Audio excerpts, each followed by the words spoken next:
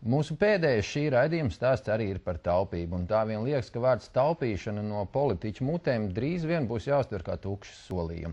Savalkot jostu valsts aprātā strādājošajiem Godmanis pirms mēneša, 31. oktobrī izdeva rezolūciju, kas aizliedza prēmiju izmaksu.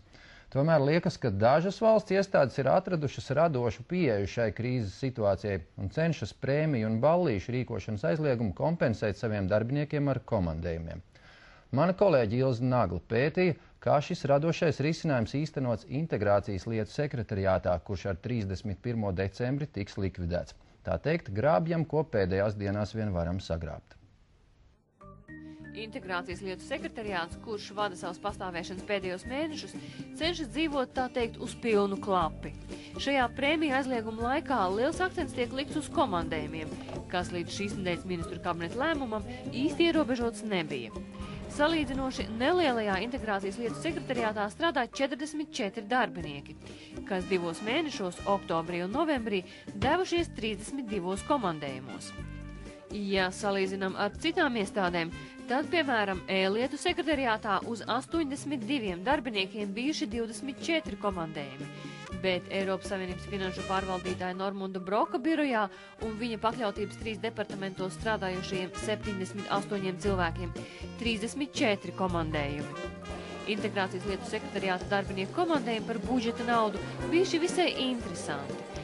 Piemēram, viena darbinieku grupa apceļoja Eiropu, lai tiktos ar latviešu diasporas biedrībām Hamburgā, Minsterē, Briselē un Dublinā, kas valsts budžetam izmaksāja 5200 latu. Braucis ne tikai viens pats biroja vadītājs Juris Asaris, bet arī vēl 3 kolēģi. Paskatoties šo te apkopojumu, man jāsaka, ka es kā iestādes vadītājs šobrīd nemēģinātu sūtīt uz šādiem komandējumiem pa budžeta līdzekļiem, man tas liktos piedaudzīgi. Kā tas liekas integrācijas lietu sekretariāta biroja vadītājiem, cilvēkam, kas lemj par darbinieku komandējumiem, Jurim Asarim, to mēs varam tikai minēt. Asaris 2 nedēļas centās izvairīties no de facto, aizbildinoties ar savu aizņemtību, bet pēc tam caur preses sekretāri atzina, ka negrib runāt par šo tēmu. Tieši tāpat caur preses sekretāri savu nevēlēšanos par šo tēmu runāt mums nodeva arī ministrs Oskars Kastēns. Tomēr de facto viņu gluži nejauši piektdienas rītā sastapa dodoties uz kādu konferenci. Labrīt, Kastēnkungs, uz dažiem jautājumiem.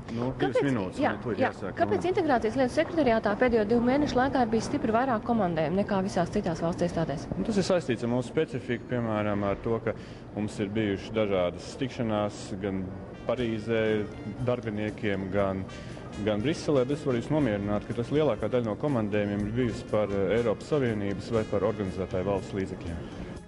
Tomēr pēc de facto rīcībā esošās informācijas nauda integrācijas lietu sekretariāta komandējumiem nākusi arī no budžeta līdzekļiem, un nemaza. 2 mēnešos no valsts budžeta komandējumos iztērēti apmēram 11 000 latu, kas ir vairāk nekā daudzās lielākās iestādēs. Piemēram, 2 reiz lielākais e-lietu sekretariāts oktobrī un novembrī komandējumos no budžeta iztērēs 7000 latu, bet Eiropas Savienības finanšu pārvaldītāji nepilnus 6000 latu.